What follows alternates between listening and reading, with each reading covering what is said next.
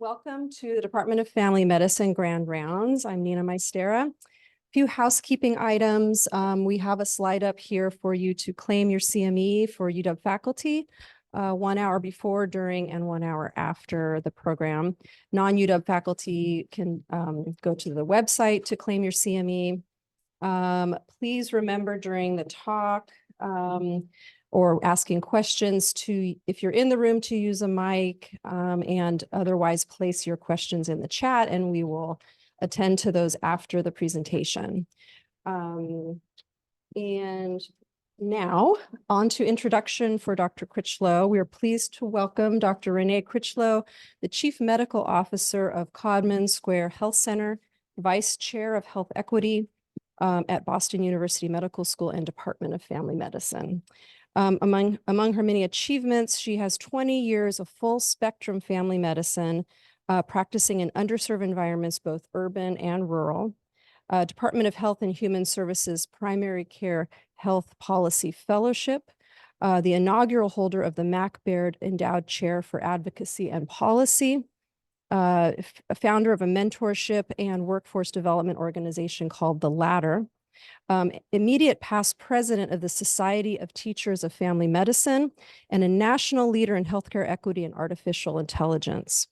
On a personal note, I had the pleasure of being a co-resident with Dr. Crichlow just a few years back in the Department of Family Medicine at UC Davis in Sacramento.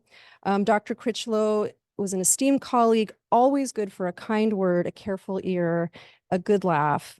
She has a gift for leadership and advocacy, and I very much look forward to hearing from her today. Thank you, Dr. Crichlow.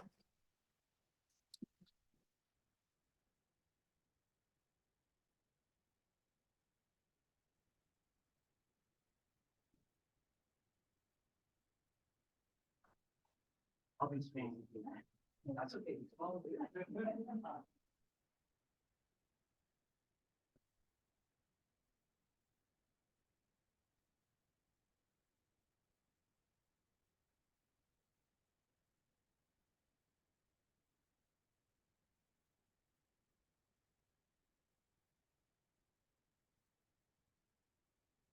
At ease. Okay, there you go. You're live. There you go. Live. Excellent. That's good. Okay, and just so that we can sort of test out the folks on Zoom, I'm going to ask a question, and folks on Zoom write no more than 2-word answer, and folks in the audience, I'm going to pick randomly. You have to answer in 2 words or less, no explanation. Okay, so we're going to go. Question is this: something that you're hopeful about. So 2 words, something that you're hopeful about. And we're going to see if these things come up in the chat or wherever it does. Kyle, you know where it comes up, right? Yep, they are coming up. All right. What are they saying, Kyle? Ian Bennett's hopeful about the future. Future. Janelle is for kids. Nicole Jane is feel better. My life, sunny days. Yeah. I'm coming through. There you go.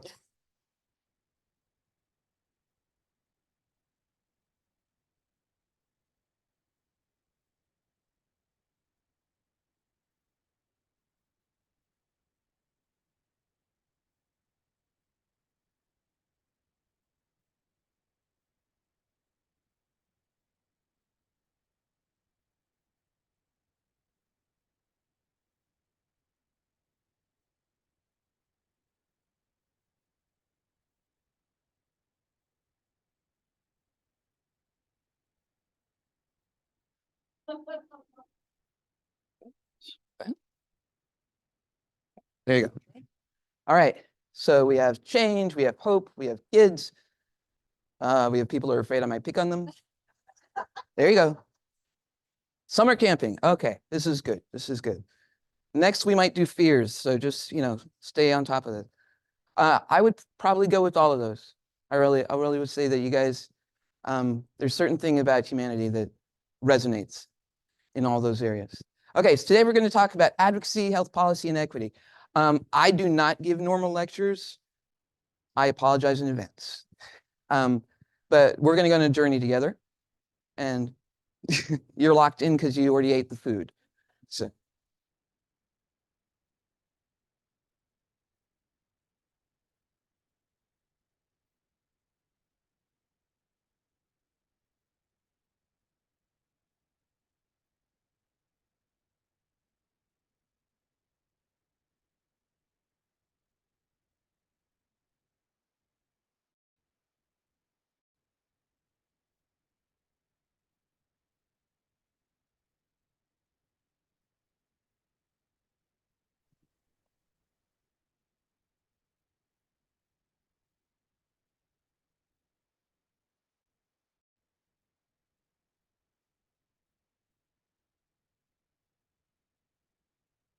I look forward to disclaimer someday.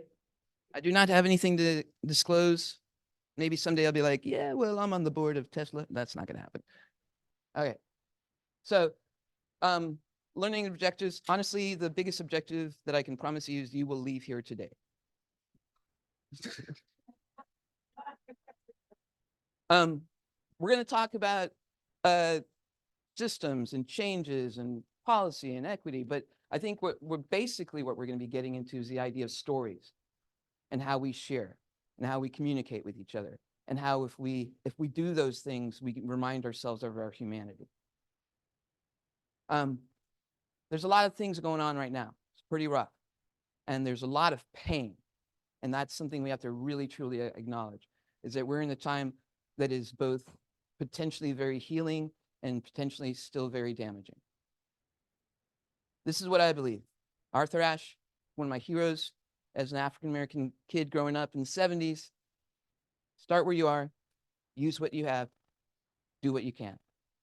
This is one of those little step-by-steps every day.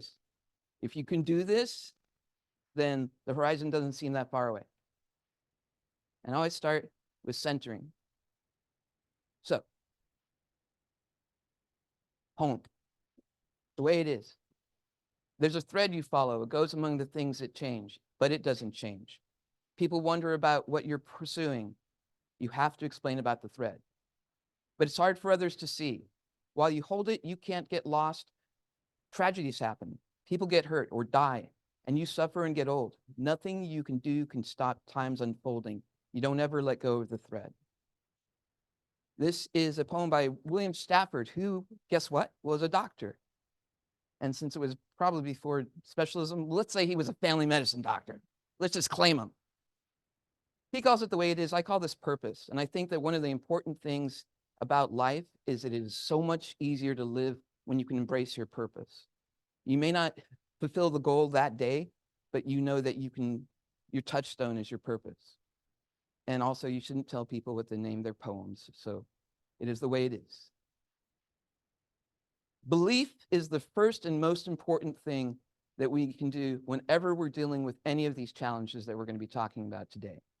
And one of the things that I feel is critically necessary is that we see that we have done well. We have done well. Right now, you look at the state of the world and you're like, it's horrible. It's never been good. No one's ever made it. No. Every problem that we face right now has been created, and we have solved bigger problems than this. So, stories of systems change, because the stories we tell create the world that we're going to live in. Extreme poverty rate from 1800 to today. We'll just crack it down to my lifetime. 1966, no, I was 67. Between the time I was born and 2017, we went from 50% of the world living in extreme poverty to 9%. And it hovers around about there right now. And the fact is, this wasn't because of any war on poverty. This was multiple systemic changes, multiple technological changes, multiple humanitarian achievements. But it happened within my lifetime, that half the world used to live in extreme poverty. And now, though it still exists, it is not near that. The stories we tell shape the world we will create. Number of whales. This is one of my favorite ones because I love whales. I mean, Gen X, we were raised with, the Greenpeace warriors, like fighting the boats and all those kinds of things. And that was fabulous. But that is not what took these amazing creatures from being hunted almost into extinction until to the point it is where they're barely hunted. That happened because of technological changes. That happened because of systemic changes. That happened because of raising of consciousness that there might be a better way. But it was a multifocal approach. And yes, it worked, and it worked abruptly. Because by the time they got enough of the technological changes to the point where they're like, why are you even hunting these whales? You don't need to. That was the final straw. They could push things over. But as you'll note, just because things change doesn't mean they stay fixed. But one of the things we did really super good, and the reason that I always remember about the ozone hole, is that the big changes that came were the CFC reduction in the CFC production. And for those of us who were in residency when the MDIs become the HCFs and stuff like that, it was painful. But every time I wrote that prescription, I'm like, I'm saving the planet. Because the propellants that we had been using basically got outlawed on an international level and had to make changes. But the potential for those new propellants had to be in place before the old ones would even considered to being deregulated, highly regulated. And you see the drop, it's pretty precipitous. Our ozone, that hole, ask a Gen Z, I don't even think they know there was a hole in it. They're like, there's a hole in your head. I was like, watch it, youngster. Lead. Lead's one of my favorite. Well, I'm not pro lead. But lead was a concerted effort of both technology, systemic changes, regulations, and people standing up for children, saying it shouldn't have to be this way. And one of the things that you'll see in all these places that we have outliers, where it hits people the most are the folks that are most marginalized. So nothing is fixed. Most things are fixable. Centering structural changes at the marginalized shifts the system for everybody. It's going to be a theme. Syphilis. Okay. So one of the things Nina mentioned was we were in residency together. When we were in residency, you read about syphilis. I had attendings who'd never seen syphilis, much less diagnosed it. Syphilis was one of the infectious diseases that was approached at a public health level in the 60s and 70s and really, really drove down the prevalence and the incidence. And then one of the days we woke up and forgot to do the public health thing. And guess what happens when you don't do the public health thing on something that's controlled by public health? And you're like, individual responsibility. Well, when I just recently moved to Boston, and just before I moved to Boston, I was living in Minnesota, and that year, there were 5 cases of congenital syphilis in the state. It changed our prenatal care. We were testing people at presentation, in the 3rd trimester, at delivery, because it was necessary. Those people who thought we'd fix the whole syphilis thing, nothing stays fixed unless we maintain the systems. When you're doing a public health correction, you have to maintain, supporting public health. So things that have changed that might be changing back. This is LA smog in the 50s. This is LA in the early 70s when the EPA, Environmental Protection Act, came into place. People could start seeing buildings. And they also started noticing that there were mountains there. And it was very, very, very effective, this EPA. But then we started making changes again, and the smog is coming back. So everything's fixable. Nothing stays fixed. Systems change. Systemic change is about changing the input and the feedbacks, supporting the infrastructure so that you can maintain that if it's the outcome you want. And if you're in a system that's producing outcomes you don't want, I'm sorry to break it to you, that system is 100% effective. But it's just getting the results you don't necessarily want. You have to change the system if you want to change the output. You got to change the inputs and feedbacks. And that takes communication.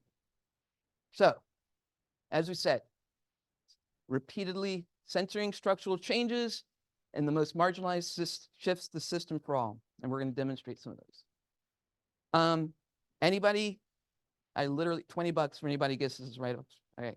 Okay, good. I get to save my $20. This is smallpox, or as it looks like, big pox. But this is smallpox, and smallpox is actually one of the few viruses that you can see under a microscope. This little guy killed millions and millions, some say over the lifetime, maybe billions of humans. In a what was earlier called a virgin field, you could have anywhere from 80 to 90% mortality. There's some of us, Gen X and above, who still have a little, in my generation, if you traveled internationally, you have a little spot. When I was in Santa Cruz in my undergrad, someone's like, nice scarification. I'm like, oh, public health. So smallpox. Smallpox had a lot of features that were very, very important, which was why we were able to eradicate it. The fact that it's a very short incubation time, there's no animal reservoir, high morbidity and mortality. It's very scary. When things are very scary, people are motivated. Clinically apparent. Yes? Very clinically apparent. This is not subtle. And the mode of transmission is basically got to be around the person for a while. We had an effective vaccine. And guess what? When you have all those things and a will, you got sufficient funding. The infrastructure around the eradication of smallpox is a thing of beauty. It's something that we could spend hours on itself, but we won't. This gentleman was the last person to have wild type smallpox.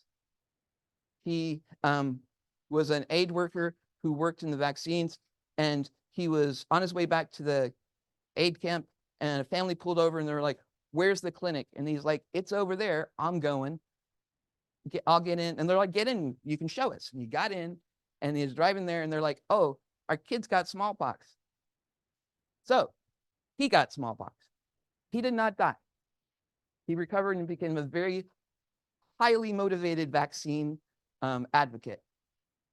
Last human to have wild type did not die. The last human to die of smallpox was actually in England. And someone needs to write a book about this. Basically, she was a photographer, worked for a university, and that university's lab had smallpox. She did not have any relationship to that lab. It's very weird. Trust me, Google it. It gets weirder. We don't have time. She was the last person. She died in 1978. 1980, World Health Organization declares smallpox is extirpated, pulled up by the root. There's only two places where it is left. It is in the CDC lab and a Russian lab. Everyone take a large cleansing breath. Technically eradicated. So the events that all of these had in common, basically, necessity, collaboration, structural innovation, leadership that was many levels, persistence, adaptability, successful impact, and continuing to learn, and the sustaining. If we do not sustain these efforts, they do not stay fixed. So, once again, advocacy. This is where we're going to get to the meat of some stuff. The process of supporting a cause or proposal. Health policy is what you're doing, planning, development, interventions designed to maintain and improve the health or groups of individuals. So, what I'm going to hit on is the fact that we need to be telling stories, we need to be communicating if we're going to be advocating. Understanding the first step is to believe that change can happen, telling the stories that demonstrate that they have, and now how do you amplify the voice of the things that you feel that need to be advocated? So this is sort of the way we think. As docs, we're like, got some data. Data's good. Data's like numbers. Information is data in context. You know that the med student 4th year who's like, and the creatinine is 7.2. You're like, cool number. What does that mean to you? It's like, it's just data until you put it in context. 7.2, their baseline is actually 6.9. Oh, that's a totally different experience. So data in context is information. Information in action is policy. We think it sort of works like, yeah, data, get the information, and then it just turns policy. Truth is, it sort of works a little bit more like this. The stories and narratives that are told have a bigger impact than data or information because of the way our system is structured. We know that health begins where you live, learn, work, and play, social determinants of health. Every single one of those are impacted on some level by policy. And policies made by policymakers. And policymakers, they like a good story. They don't like data. Data confuses them and they stop talking to you. How can you make the information you have into something that can be heard? Advocacy, a lot of times people are like, oh, advocacy, that's like getting on the streets and yelling. Well, yeah, that's one of the fun parts. I mean, I had my leather jacket out right around this time. But this is not the only way to advocate. Many ways to hear voices. And one of the biggest, most important things to think about advocacy is that it's about building relationships. It's about building relationships at many different levels. So, when I was in Minnesota, about 3 years ago, we had a very robust advocacy and policy development part of the residency curriculum. And it got so robust, we worked very closely with our Academy State Chapter. It got so robust that on a regular, our residents were doing testimony in front of state legislature. Like every session, we became a dependable, trusted resource. Family medicine is trusted more than any other specialty when you get up to these areas. Number one, because rural areas are overrepresented in the bicameral system of our legislatures. And who takes care of rural constituents? This guy. Family medicine needs to remember that power. In Minnesota, we were very big and vocal about the fact that, hey, Bemidji legislature, who delivered your daughter's baby? Who takes care of your kid when he falls down on the sports ball field? But beyond just the interaction with our local state legislature, we took regular trips up to Capitol Hill with the National Academy, the Family Medicine Advocacy Summit every spring. We just finished it. Every spring in DC, you gather, they train you how to advocate, and then they send you off to do it. And if you do those kinds of things every spring, you walk into that building, and those people already know you.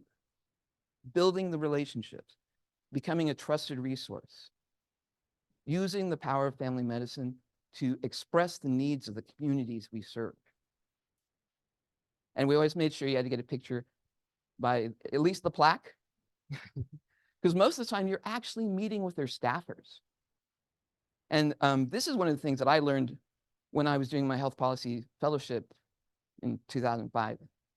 The average age of the staffer on the Hill is like 26. These people are making the decisions. I'm not joking. They are making the decisions. They're the ones that read the bills and tell their legislator what's going on. So they appreciate a trusted resource. And building that relationship is critical. So yeah, take a picture with the plaque. I don't care. It's going to be very important that you realize, like I said, data, we love information. That's not going to help. Find the stories, augment the voices of your community and your patients. This is where you really, really have the biggest impact. And we're going to do sort of a story about stories. So whammy, yay, whammy. So this is Helena, Montana. And in the early 2000s, there was a time when, guess when there was a smoking ban. I wonder what year that was. So there was a time when there was a smoking ban. And this is the admissions for cardiovascular issues. And the cardiologists in Helena were like, wow, this is amazing. It's a great natural experiment. And this is actually published in either JAMA or New England Journal. I can't remember, but that's where I got the graph from. You're like, this is amazing. It's a totally great natural experiment. Like, look at this. Before the smoking ban, during the smoking ban, after the smoking ban. And they went and they're like, hey, city council, look at the data. This is so good. Let's bring back the smoking ban. What do you think happened? Yeah, no smoking ban for like another 8 years or so. And it's because this information looks great, but it doesn't tell the story of the bar owner who's like, yeah, I got to pay my rent, got to pay my mortgage, got to pay my employees. Doesn't tell the stories of the local economy where the folks are like, you know, smoking is very important to our economy. And you're like, why? Doesn't matter. They think so, and they told a better story. It was years before the smoking ban came back. It wasn't until they had a statewide smoking ban that came back. Tell the better story. All right, dollars, not $20, like $5. For anybody who can guess who this is. Okay, who said it first? You? Okay, there. We'll have a Rochambeau later. Yeah, this is Ryan White. Why did I put Ryan White up here? Because, dude, look at this innocent face. This is innocence. And guess what? This is also the face of HIV and AIDS. It was critical for AIDS funding, research, HIV funding, research, that Ryan White come along. Because before that face, HIV and AIDS was only associated with depravity and sin. And I can't vote to support that. And I'll tell you what, Ryan White's short life has impacted so many human beings on this planet. And one of the biggest reasons is his mother didn't believe in sin and depravity. She believed that people got infections and needed care. And they allowed them to put his name on the act that provided more funding for HIV care, more funding for AIDS research. And to this day, the majority of public funding of HIV and AIDS still comes from Ryan White Act. And it's done amazing things. But it was important that this sweet white woman was able to sit in front of Congress and say HIV and AIDS is an infectious disease and we need to fight it. They wouldn't go near it before that. What else helped? More stories. This is the AIDS quilt. Every panel on that quilt is made by someone who loves someone who died of AIDS. And that means every panel there is a story. But beyond that, every panel there was made by someone who's a voter and a constituent. And it demonstrated that it's not just some person in some alley somewhere dying. These are our sons, our brothers, our fathers, and we care. The AIDS quilt, Ryan White, stories that allow people, policymakers, to shift themselves to the point where they can do the right thing. There's a part of me that was like, can't they just tell that, if you don't invest in treating infectious disease, it gets worse for everybody and, cost benefit? No. They had to be afraid that all these voters cared. Telling the story is where the power comes from. Social determinants of health. You got all these fancy ways of saying it. You got pie charts. We love a pie chart. Robert Wood Johnson said, only people who cares about social determinants of health are academics. No one else hears anything once you start saying all those syllables. So they're like, how do we find out a better way to say this? How do we say a better story? And they literally did research. They had focus groups. They brought in stakeholders. They got in policymakers. They brought in policymaker staff. They said, social determinants of health. And they're like, what about instead of a pie chart, we maybe get a rainbow? There you go. That seems hopeful. Instead of a fancy, let's do, instead of the fancy stuff, let's say health begins where you live, learn, work, and play. That just rolls. That's something someone can hear. That's a story in one line. So we can make excuses, we can make change, we can't do both. The phrase, it shouldn't have to, you need to just kick that to the curb. Yeah, you shouldn't have to do that. Yeah, whatever, you have to. And not only do you have to because it's the right thing to do, you have to because it's imperative. Because if our voices aren't at the table, it's only the scary people that are left there. And the policymakers are listening to whoever's speaking.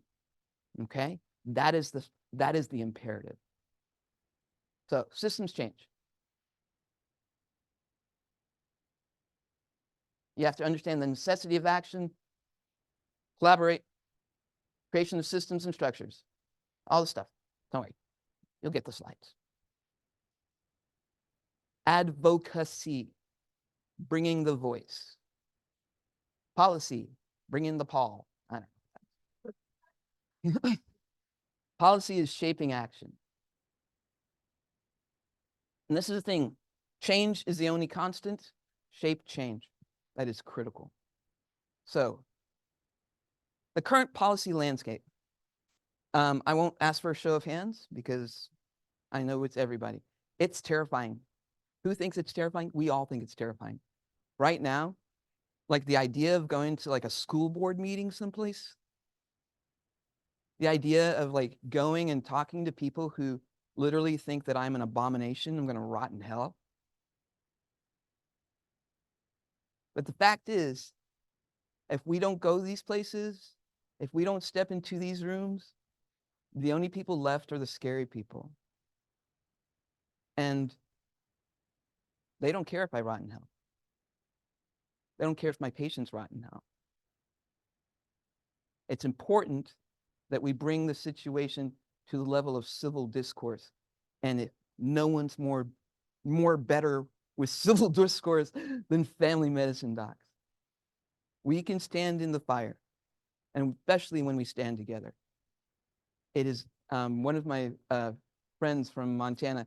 He was like, he was the only black male doctor that I knew in Montana. And he was both a family medicine doctor and a reverend. And I used to wear scrubs primarily, but the Right Reverend Dr. Johnson, he was always in a suit. Like you do a hand over delivery at like 3:30 in the morning, and you'd be like,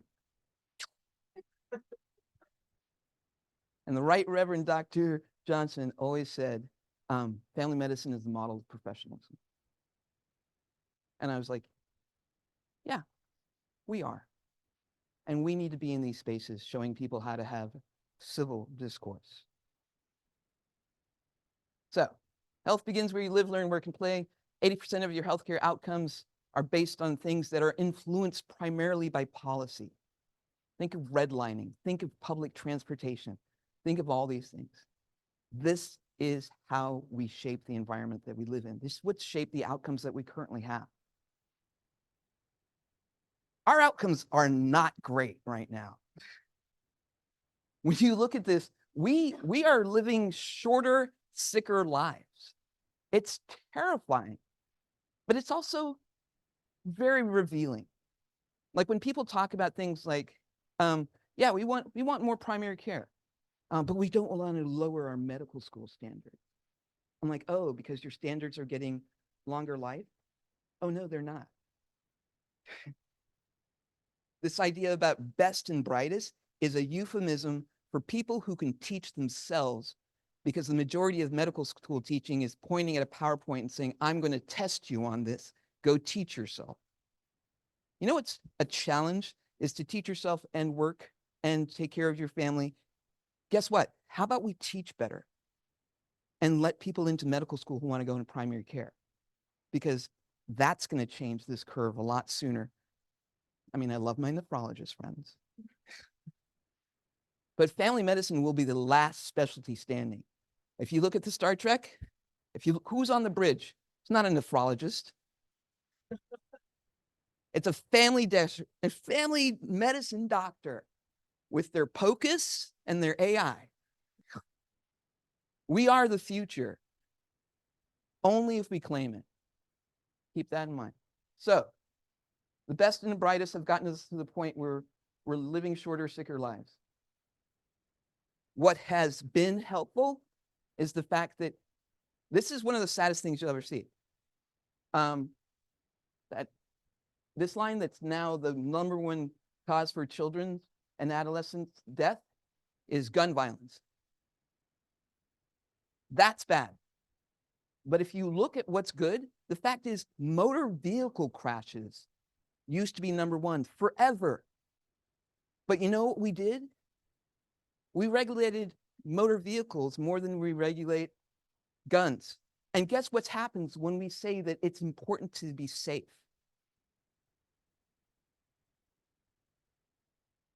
Things change when we change them. One of the things I think is critical that people need to understand, if this system is not working for anybody, people need to be reminded by that. There's this whole idea that, oh, well, no one, there's people who are benefiting, won't want change. The fact is, no one's benefiting for the system. This system's horrible. If, those were the latest figures I've had, I've seen some more recent. If 18,000 white men are putting guns to their head every year and killing themselves, it's a system's absolutely not working for anybody. We need to stop looking at things in silos. The fact is, it's the whole system. This is one of those things that are like, oh, well, we need to increase mental health. I'm like, yeah, that's part of it. But we also maybe need to have universal healthcare, universal education, maybe universal basic income. Like, let's stop trying to fix things at an individual level that are clearly a societal structural problem. This is one of the most terrifying things. This was the uvality, and this was a video they had, but they were like, they removed the sounds of the children screaming. I was like, no, you need to put that in, and you need to put that on broadcast so that everyone can hear it. This is not the answer. This is not a good story.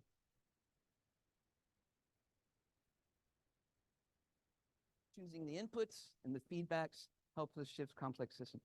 Okay, I will give $5 to anyone who can guess what the name of this formation is.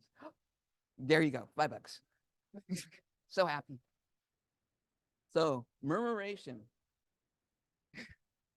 Usually you see this picture, a lot of you have seen it, you drive down the road and you see this like swirling bunch of, and they're never running into each other. It's amazing. People are like, well, why is it happening? Is it to prevent prey? Is it to like gather mosquitoes? What is it? Don't know. A lot of different ideas. One of the things that they did do is they evaluated, they're like, what's going on here? And they noticed that each bird is basically paying attention to the 7 birds nearest to them. And as they shift, they all shift. When I think about changing systems, I think about that. What are the 7 birds closest to you? What does your shift do? What does their shift do? This is about changing a complex system. And it's a thing of beauty. So, many voices, many challenges, many opportunities. This is what's critical. We have to embrace the fact that our voice actually is heard more than others. I'm a Black lesbian Buddhist. The only big stick I have is physician. Hell yeah, call me Dr. Crichlow. When you go introduce yourself to the center, hi, I'm Dr. Crichlow. I am Chief Medical Officer at Codman Square Health Center. I'm Vice Chair of Health Equity, Department of Family Medicine, Boston University. I need to push like all the big sticks up there so they pay attention to me. Otherwise, they give me their keys to park their cars. This is not a joke. It's funny, when I go to conferences, it's uniformly someone will be like, well, there's a spill over there. I'm like, well, that is super. And then they're like, well, do you work here? I'm like, no, I don't work here. I'm like, oh, well, I'm like, no.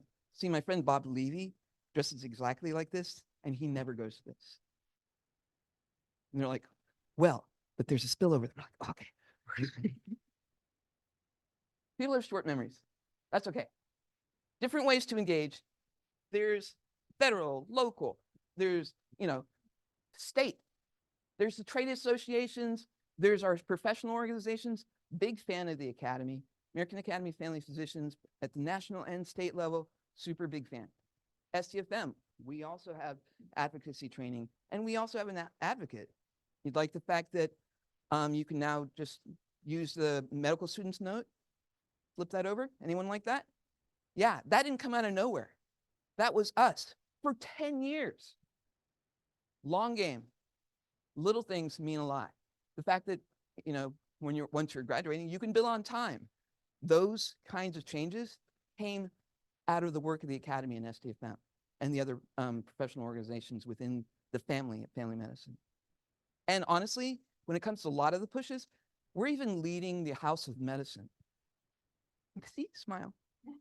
It's like, yay, fuck you, that's the little voice I heard.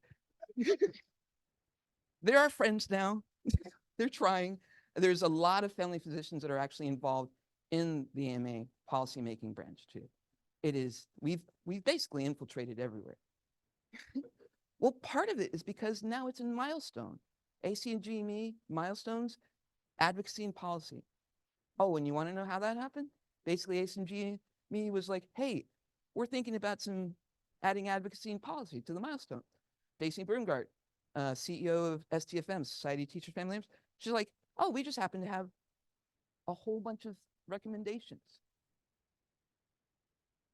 We were ready, but it was because we were pushing them for a very long time.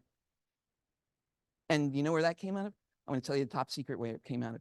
It came out of the fact that I was talking to one of my residents, and I said, we're thinking about putting advocacy and policy more into the curriculum because where you live, work, and learn, work, and play. She goes, yeah, nurses have been doing that for 20 years. I was like, how do you know? She's like, I used to be a nurse. It's on our boards.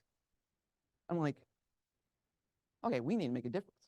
So then I called up Stacy, and then anyway. So thank you, nurses. Key take-home points. Stories we tell shape the world we create. Believe you can is the first necessity of action. Sending structural changes, most marginal, shifts the system for all. Nothing is fixed. Most things are fixable. Now I'm going to show you about equity, and I can do it in this amount of time. Putting resources where they're needed the most. And I'm going to show you that we've done it before. Oh, there will not be any like crates with baseball or bicycles. I'm going to give you a real world example. And in the 1930s, only about 11% of rural America had electricity. 11%. This is an early infograph of the distribution of electricity in our country. That's pretty cool, isn't it? Yeah. Well, I mean, it's not cool if you're in one of those little tiny slivers. But so 11% in the mid 1930s. The Rural Electrification Act and the REA, Rural Electric Administration, came into play under FDR. And they basically said, we're gonna get everybody gets electricity. It's good for everybody. We need that.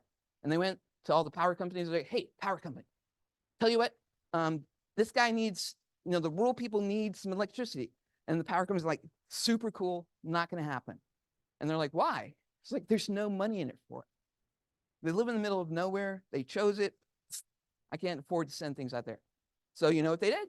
They said the REA was the Rural Electric Administration basically became a bank. And any group that formed a co-op could come and say, hey, we have a co-op, we have the Beartooth Mountain Co-op, and we'd like to build an electric plant. And they're like, here you go. Here's a loan over 35 years, 2%. And no one's personally responsible. REA did that. And then they went up to the farmers and they said, hey, you know what? You need electricity. And you're like, can't afford it. And they're like, okay, 2% loan over 35 years. If you don't pay it back, no problem. It literally basically said that. So it happened. By the late 50s, early 60s, over 95% of rural America had electricity. We invested. We put resources where they're needed the most. And what was the return on investment? Oh, well, rural kids got to have an education. Well, that's not that important. Yeah. What's the real return? Well, for every dollar they invested, they got at least $4.50 back. And that was just within the structure of what it has themselves. The fact is, the sequela of having rural electricity means agriculture was able to be industrialized. We are reaping trillions of dollars from the fact that we invested in this manner with the REA. We put resources where they were needed the most. For-profit organizations wouldn't even touch it. So that's your baseball field. Those are your crates. We've put money where it's needed the most, and we've reaped great things from it. Boom. Boom. So equity right now, what we're doing in Boston, one of the things that they decided is, and I'm very proud that BMC, Boston Medical Center, decided to do these things before George Floyd was murdered. Like, they didn't feel they had to wait until someone got murdered on a camera to figure out what equity was. But after that happened, there was more funding to do the things that they wanted to do. And the BMC Health Equity Accelerator, the idea around it is basically transforming healthcare into health justice. And it's about making changes right now that impact people's lives today. And we went to the places where, where is it the worst? And these are the principles around what we're doing. You'll see the big thing I want to get to, where we really, really, really hit stuff. Black maternal health. And so many times in my life, I've heard people like, well, maybe it's not race, maybe it's just socioeconomic. And then you're like, Black maternal health. And you realize, as a college graduate or higher, as a Black woman, you have higher mortality than a white woman who has not finished high school, who never finished high school. When you have Serena Williams, who's had a pulmonary embolism postpartum, goes up and says, hey, I think I'm having a pulmonary embolism. They're like, you're being hysterical. Oh, guess what? She was having a postpartum pulmonary embolism. She is one of the most famous, richest Black women in the world who'd had the condition before, and they still wouldn't listen to her. That's a story. So we wanted to do something. So we're like, root cause, what do we think is big things? We're like, guess what? Preeclampsia happens more. This is one of the things, a proof on what you're talking about. When you talk about stories, when you talk about preeclampsia or an eclampsia, don't say blood pressure, mention it, but talk about the fact that it's women getting so sick that they're in the ICU with all their organs failing and having DIC and seizuring. Because when people hear blood pressure, they're like, my grandmother has blood pressure problems, and this is not an issue. A preeclampsia and eclampsia have to be redone. We need a totally different name for that, because I see policymakers' faces glaze over. No effing clue. Excuse me. My blood sugar's getting low. So one of the things that we decided was every patient was going to be getting remote blood pressure monitor. Everybody. Hello, you're pregnant? Here you go. And we wanted to examine, an unexamined outcome is not worth looking at. We examined where we were seeing big disparities. The fact that non-Hispanic Black women had 98 minutes versus non-Hispanic white women having 78 minutes from the time of an urgency section being needed to it actually being started. When you're looking at this, you're like, this is big. What do we do when we want equity? Center at the margins, move the system for everybody. Guess what? We've set up systems and it got better for everyone. And this wasn't 10 years. This was months.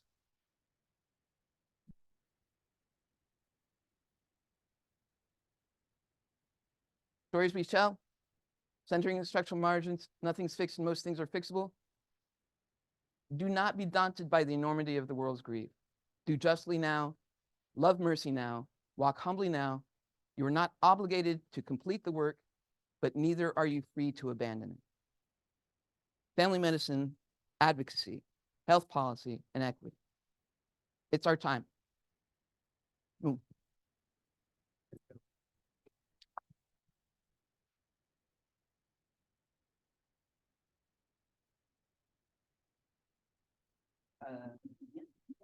Yeah. So any questions in the room? I can open the chat as well. Kim Collins, I'm one of the faculty here. It's nice to meet you. Thank you so much for coming. And I really appreciate your story. I think it resonated a lot, and I appreciate your message about family medicine.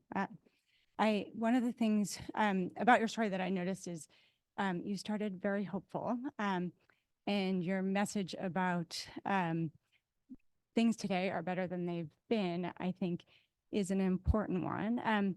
And the fact that I think there are a lot of problems right now that we all feel very acutely. And sometimes it's hard to talk about where we've been. I think sometimes there's pushback that maybe that means that we can lose momentum for moving forward. So I'm just curious about your thoughts about that and kind of how you put those two together.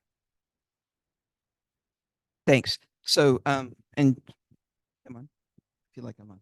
Here. Counts as I'm on. Yeah. So it is a lot about, yeah, I start out hopeful so that people pay attention, and also because I am hopeful. I've always thrown syphilis there, as a real like marker of we've gotten better, it got worse. And what I really want to try to get across to people is it's about long game and small ball. If you look at the state of the Supreme Court now, this didn't happen overnight. I am a lesbian in an interracial marriage. There had to be 2 Supreme Court decisions in my lifetime so that my family could exist. And those 2 things are at risk right now. You know what? That didn't happen overnight. The folks who are pushing the agenda that puts that at threat started 35 years ago. They built law schools. They started putting people on school boards. They started 35 years ago. They are at the culmination of a lot of effort. So this is the thing. The good news is this, is that the best time to plant a tree is 20 years ago. Next best time is today. We're planting so many trees right now. And that's a really critical part of what we're doing right now. We've got to plant all those trees of hope, those trees of change, the trees of persistence and determination. Guilt is completely off the table, people. Guilt just makes it about you. No, it's about determination. It's determination to do something to augment the voices of our communities and our families, because we see things in a different way. And family medicine's voice needs to be in that conversation. So that's where I am. That's where I am. And that's what I try. I tell people I have one job, and that's to fix healthcare. And the only way I can do that is to activate. I'm just a catalyst. I have friends that are running for city council, school boards, people that have their alarms going off. That alarm just says it's time. No, but it's an excellent question. Excellent question.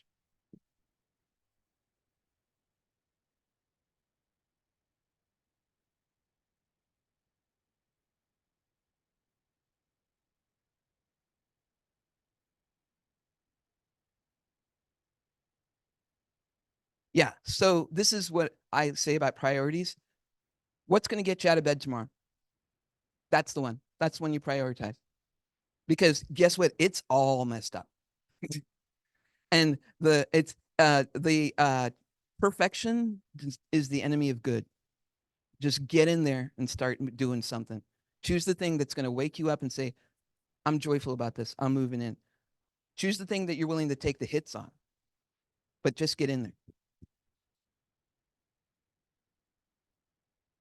This was an incredible talk. Thank you. I'm Carrie Stevens. I had research for family medicine. I'm a psychologist. Thank you. And what's getting me out of bed right now is a school shooting that just happened here in Seattle. So my kid went back to school yesterday. He lost a classmate to gun violence on Thursday. So while we sit and think about the change that needs to happen and all the time I'm spending on my computer finding every psychologist I possibly can within the University of Washington, my question for you is, as one of the leaders in the department, all of us as leaders in our own way, what do we need to know about this to help support everyone being able to get out of bed every day to make change? Ton. Okay, so this number one, I'm so sorry. I know that we have 3 teenagers. It is terrifying that they have gone through even things like active shooter drills. It terrifies me. So what do we need to know? We need to know that the root cause for all of those things are things like campaign finance. The fact that we have the gun laws today that we have, a lot of it comes from campaign finance issues. If we had real campaign finance reform, real voter reform, we would be able to stop these things. And it's important to do the one bill at a time for the folks who can do that. But the fact is, big systemic change. Who's controlling the money that controls the policymakers? That's why our children are hiding under desk. So it's the big things like campaign finance reform that are going to hit those. But I'm still, like you said, it's still for each individual person, it's what gets you out of bed. For department levels, you know what? Is advocacy and participating in advocacy organizations, is that on your CV? Is there a section for leadership in that? Is there a section for participation in that? Is there time set aside for, yeah, the residents want to go to FMAS. This is a huge part of them impacting the healthcare of their patients. Are we making and supporting those efforts? So honestly, it's putting our money and our time where our mouth is. Nothing personal, Paul. I love you. Awesome. Um,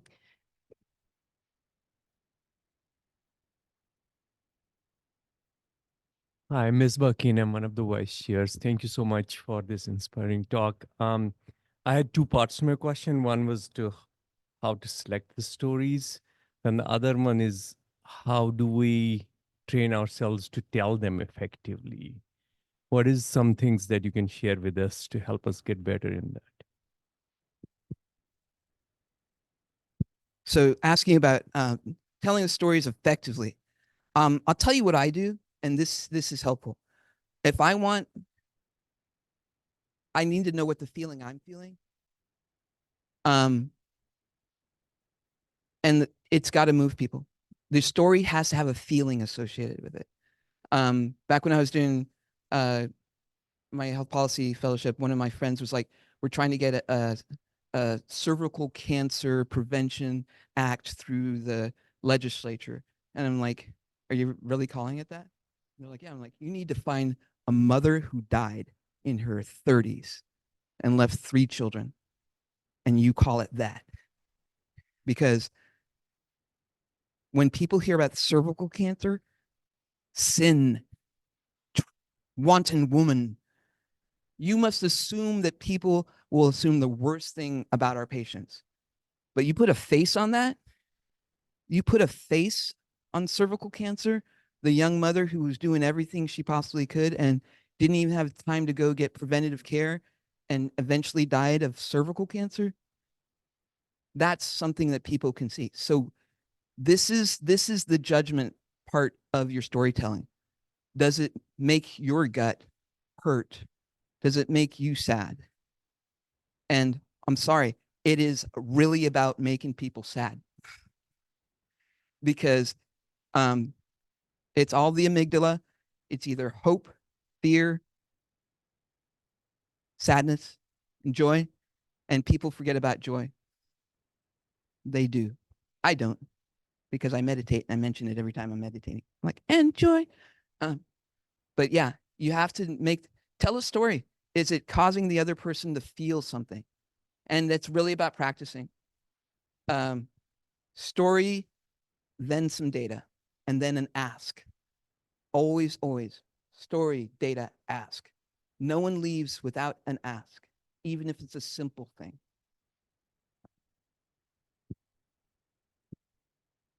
there are some comments in the chat and then a question. How do you advise junior faculty who are seeking funding from private donors for research?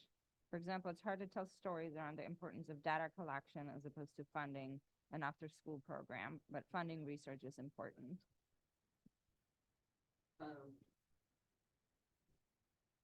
Yeah, I am really bad with development. I'm just going to say that. So I generally go out and get state funding because I know how to push those levers. It's when it's private money, it's a little different because folks are not beholden to anybody. When it's public money, you get enough people telling stories in the same way, and you can move things. So I'm a big fan of going and pushing the public dollar in the directions that help people the most.